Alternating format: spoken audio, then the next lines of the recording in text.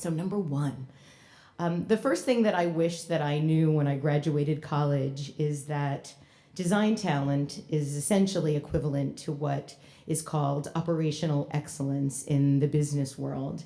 And operational excellence is essentially what it takes to operate a business or a service well. But in many ways, it's really point of entry. You turn on a light switch and the lights go on. That reflects the operational excellence of the electric company.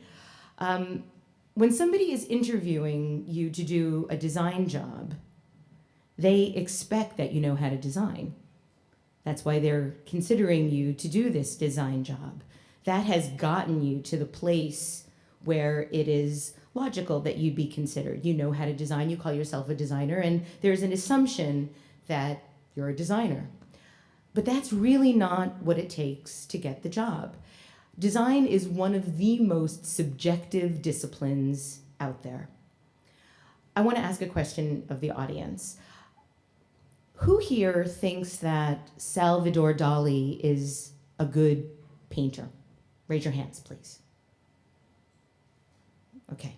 Who here doesn't think that Salvador Dali is a particularly good or inspiring painter?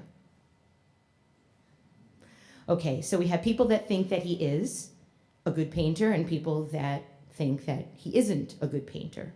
Well, the fact of the matter is, Salvador Dali is in museums all over the world, and despite whether or not we personally think he's good or bad, there's an accepted benchmark of his being quite excellent. But it's essentially something that, as the viewer, we are bringing an opinion to. And it's very much the same way with design. In fact, it's more so because there aren't design museums all over the world with people that are designated as masters. Ideas are easy. Strategy is much harder. Ideas are so easy for designers. I can ask everybody in this room, to come up with a fabulous new label for Izzy Soda. You could all do it in about 15 minutes.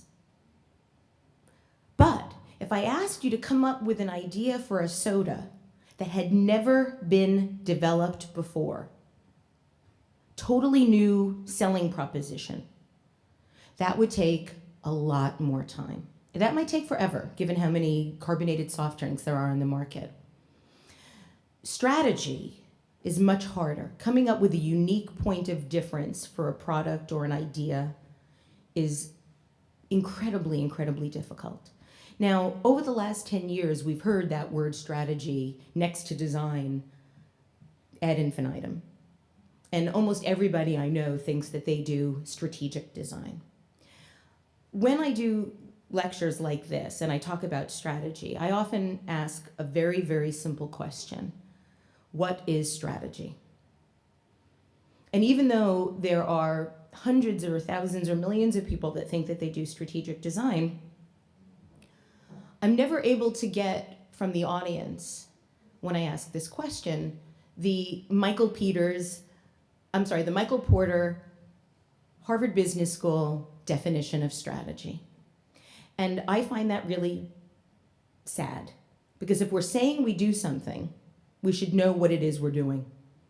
And so when we're talking about strategic design, I think that there's really only one lens that you can look at strategic design through, and that is the Harvard Business School definition of what strategy is. So I thought that I would share that with you so that we have it. And this sort of, I think, fulfills Tina's request for tactical and practical. So according to Michael Porter from Harvard Business School, the definition of strategy is choosing to perform activities differently or to perform distinctly different activities than rivals. And I love this definition because I think it's so clear. There are really only two ways into doing strategic design. The first is choosing to perform activities differently. And the best example I can give is Starbucks. There were millions and millions and millions of coffee shops before Starbucks entered the picture. But Starbucks fundamentally changed the way we experience a coffee shop. So that's choosing to perform activities differently. Ultimately, I think that you have to live as if it doesn't matter if you make a mistake, at least at the beginning, which is really, really hard to do. But that gets me to number 10. And ultimately, it's sort of an odd segue, but you need to know how to present. You need to know how to talk about your work, and you need to know how to talk about what you do, even if you are afraid and even if you are nervous. I talk about an article that I read about Barbra Streisand many years ago in the New Yorker, and I think if anybody watched the Grammys last week, you'll see evidence of this. Somebody was asking her manager, I guess the reporter was asking her manager what her greatest talent was. And he said, well, actually, her greatest talent isn't singing or directing or acting or even her longevity in the business. Her greatest talent is doing all of those things even while experiencing debilitating stage fright.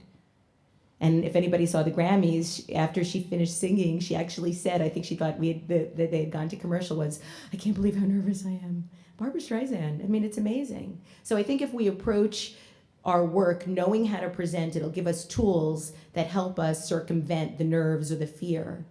I think that if you don't know how to present, because presenting is a skill, take a class.